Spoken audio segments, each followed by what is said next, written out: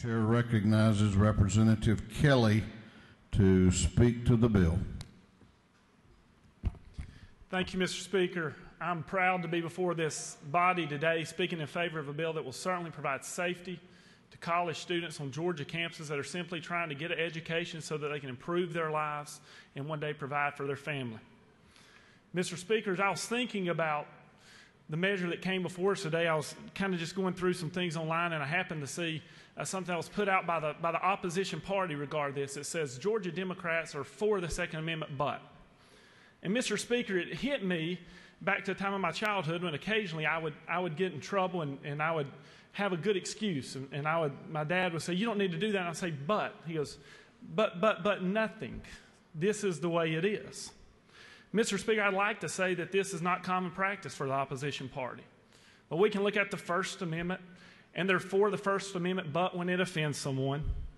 Mr. Speaker, they're for the 10th Amendment, but when it's Barack Obama and his federal government overreaching into our state, hurting our farmers and limiting our energy opportunities.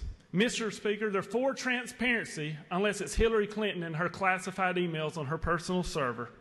And Mr. Speaker, they are for the Second Amendment, but they want to restrict where we can carry it, what type of gun we can carry, and where we can buy it. Mr. Speaker, it's time that we help so many college students that are in need.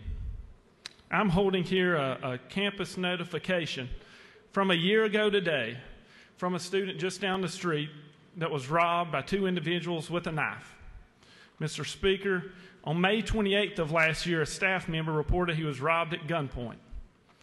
Mr. Speaker, on December the 10th, 2015, two students were robbed at gunpoint in their private residence. At another school, we've had over 320 instances of rape, robberies, assault, and burglaries outside of our dorm rooms over the last 3 years. Mr. Speaker, today, this issue is about safety.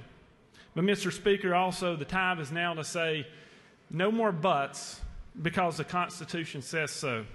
And I'll yield the will.